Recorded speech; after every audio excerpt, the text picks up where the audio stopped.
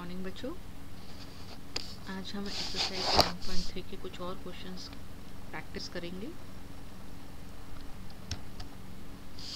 This is the 7th question of the exercise. Find the integral of the function sin 4x sin 8x. Then next one is 1 is cos x upon 1 plus cos x, and then cos x upon 1 plus cos x. This is the 7th question. Here, since we have the terms of the type sin A sin B, we will use the formula for 2 sin A sin B, that is equal to cos A minus B minus cos A plus B. So sin A sin B equal to half cos A minus B minus cos A plus B. So we replace this integrand as half of cos 4x minus 8x minus cos 4x plus 8x. This bracket is curly bracket is after half.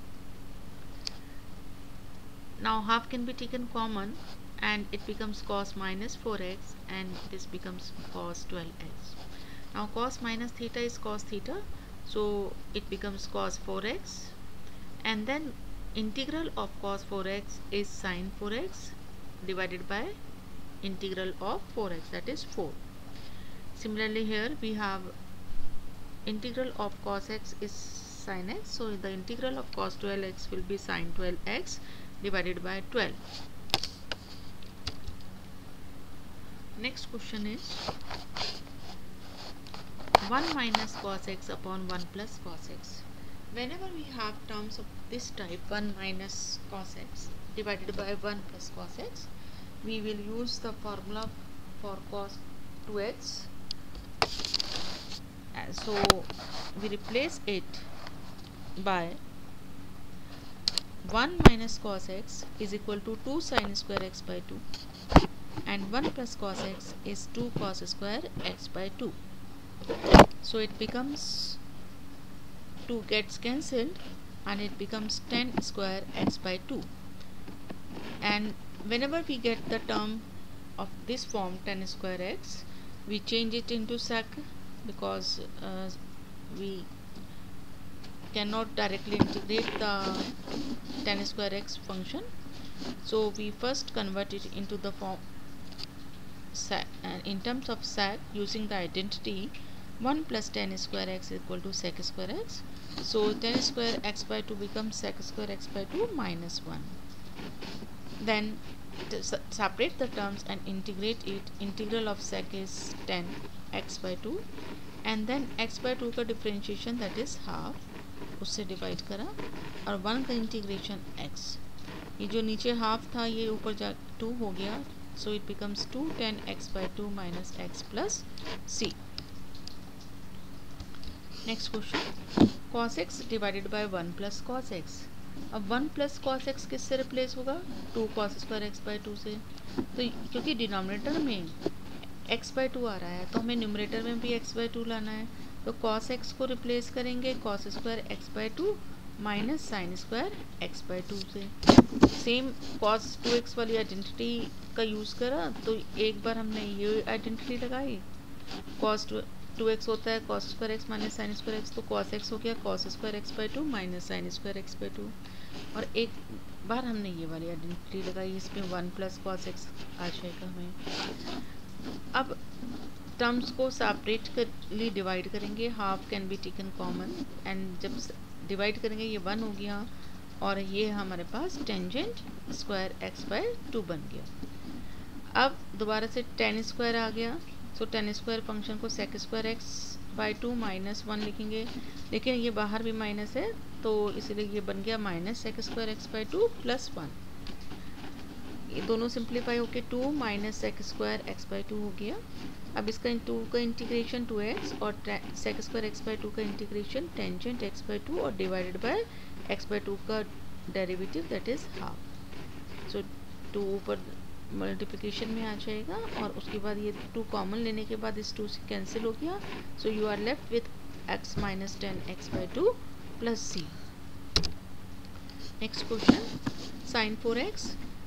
Sin 4 x sin to the power 4x can be broken as sin square x into sin square x, and then sin square x can be written in terms of cos, क्योंकि जब भी sin square function आता है या cos square function आता है उसे हम cos 2x वाली आइडेंटिटी का यूज़ करते हैं।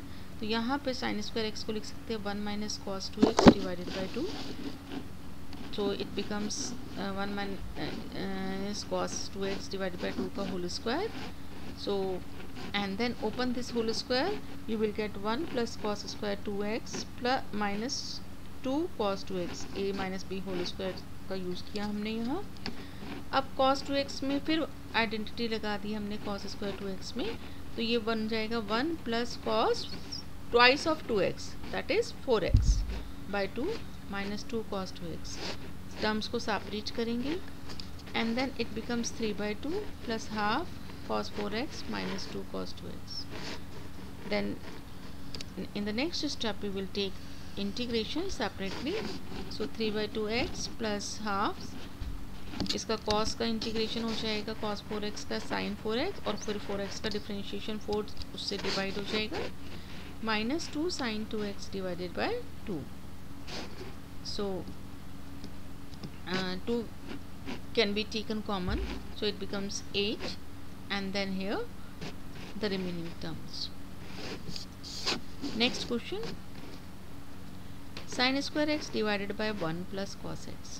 तो यहाँ हम sin स्क्वायर, क्योंकि 1 प्लस cos x में आइडेंटिटी लगेगी 2 cos स्क्वायर x बाई 2 की, और डिनोमिनेटर में x बाई 2 आ रहा था, न्यूमरेटर में भी x बाई 2 बनाने के लिए हमने क्या करा, इसे मान लिया हमने sin x का whole square.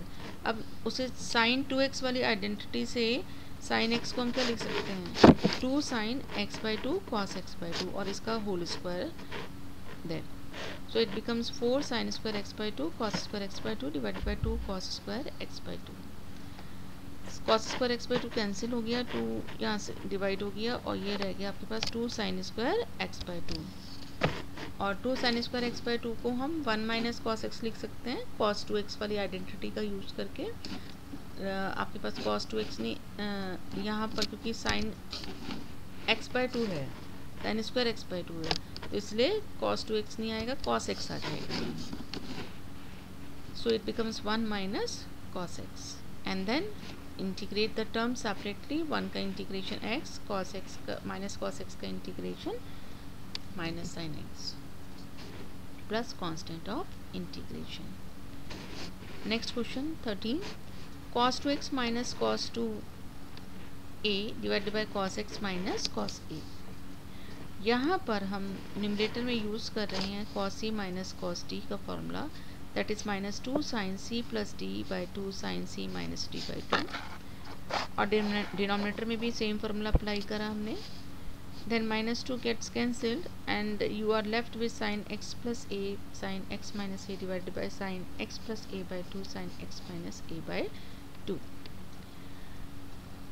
And after this, यहाँ दोनों टर्म्स में हमने क्या यूज़ करा है, इसे sin 2x से कंपेयर करा है, तो 2x की जगह आपके पास क्या है, x प्लस अल्फ़ा, तो sin 2x का फॉर्मूला लगाया 2 sin x plus alpha by 2 cos x plus alpha by 2। इसी तरह से यहाँ फार्मूला लगाया हमने 2 sin x minus alpha by 2 cos x minus alpha by 2, sin 2x वाला फार्मूला का यूज़ करते हुए। अब ऐसा हमने इसलिए करा है क्योंकि डिनोमिनेटर में टर्म्स इसी फॉर्म में थी, x प्लस अल्फ़ा बाई 2 की फॉर्म में थी। अब जो टर्म्स कैंसिल आउट होंगी उसे हम कैंसिल आउट करेंगे, तो यहाँ से sin x plus alpha a by 2 cancel हो रहा है, और sin x minus a by 2 cancel हो रहा है, तो हमारे पास 2 2 4 cos x plus a by 2 cos x minus a by 2 बचा। यहाँ हमने 2 कॉमन ले लिया, और उसके बाद 2 cos a cos b का फॉर्मूला लगाया, cos a प्लस b और plus cos a minus b। Simplify करेंगे टर्म्स को, तो ये आ गया हमारे पास cos x, और यहाँ से आ गया हमारे पास cos a। अब हम इसको इंटीग्रेट करेंगे सेपरेटली, तो cos x का इंटीग्रेशन sin x और cos a का इंटीग्रेशन cos sin a आना चाहिए, थोड़ा सा मिस्टेक हो गया, it should be sin a and plus constant of sine A नहीं आएगा ये क्योंकि कॉस ए कांस्टेंट है और 1 का integration x plus c and that's all. Now complete the questions up to question number 13. Thank you.